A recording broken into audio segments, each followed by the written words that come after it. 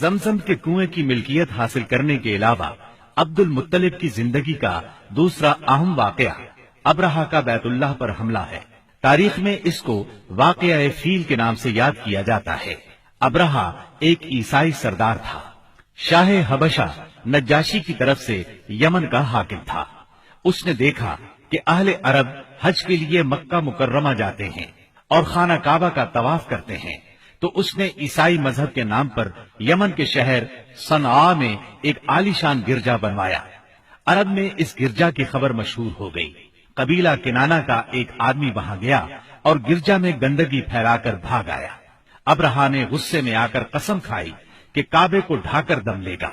चुनाचे वो एक लश्कर जर्रार लेकर मक्का मुकर्रमा की तरफ रवाना हुआ। रास्ते में अरब के जिस कबीले ने भी मुजाहमत की, अब्रहा ने उसे तहे तेख कर डाला, यहाँ तक कि वो मक्का मुअज्जमा के करीब पहुंच गया। वहां के लोगों को अपने इरादे से खबरदार करने के लिए उसने अहले मक्का के जानवर पकड़ लिए। इन जानवरों में अब्दुल मुत्तलिब के 200 ऊंट भी थे। अब्दुल मुत्तलिब को अब्राहा की चढ़ाई की खबर मिली तो वो खाना काबा की दीवारों से लिपट गए और रो पड़े। अल्लाह से अपने घर की हिफाजत की दुआ की। कुरैश के चंद सरदारों को लेकर अब्राहा से मिलने के लिए गए और उससे अपने ऊंटों की वापसी का मुतालबा किया। अब्राहा उनकी बात सुनकर हैरान हुआ और बोला, तुमने अपने ऊंटों की वापसी की तो बात की, काबे के मुतालिक एक लफ्ज भी नहीं कहा। मैं तो यहाँ काबे को ढाने के लिए आया हूँ। अब्दुल मुत्तलिब ने जवाब दिया, ऊंट मेरी मिल्कियत है, इसलिए उनकी रिहाई के लिए चला आया। काबे का मालिक अल्लाह है जो अपने घर को बचाने की पूरी ताकत रखता है। अब्राहा ने इन ऊंटों की वापसी का हुक्म दे दिया। ये अपने ऊंट लेकर मक्का मुअज्जमा वापस आ गए। 60-70 हजार का लश्कर था और उसमें 9 या 13 हाथी थे। इस लश्कर ने आखिर मक्के पर चढ़ाई की। लश्कर मक्के के नजदीक पहुंचा तो महमूद नामी हाथी ने मक्के में दाखिल होने से इनकार कर दिया और वहीं बैठ गया। ऐसे में अचानक बाहर कुलजुम की तरफ से परिंदों का टिड्डी दल नजर आया। उनके पंजों और चूंचों में कंकरियां थीं।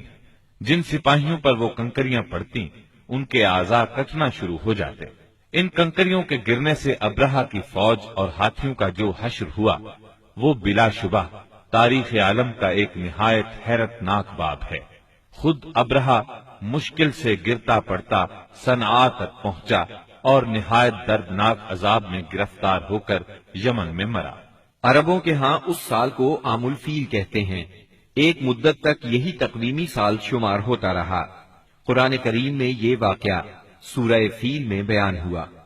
क्या तुमने नहीं देखा तुम्हारे परवरदिगार ने हाथी वालों के साथ क्या सलूक किया? क्या उसने उनकी तदबीर को अकारत नहीं कर दिया और उन पर परिंदों के झुंड भेज दिए जो उन पर पकी हुई मिट्टी के पत्थर फेंक रहे थे। फिर उनका ये हाल कर दिया जैसे जानवरों का खाया हुआ भूसा।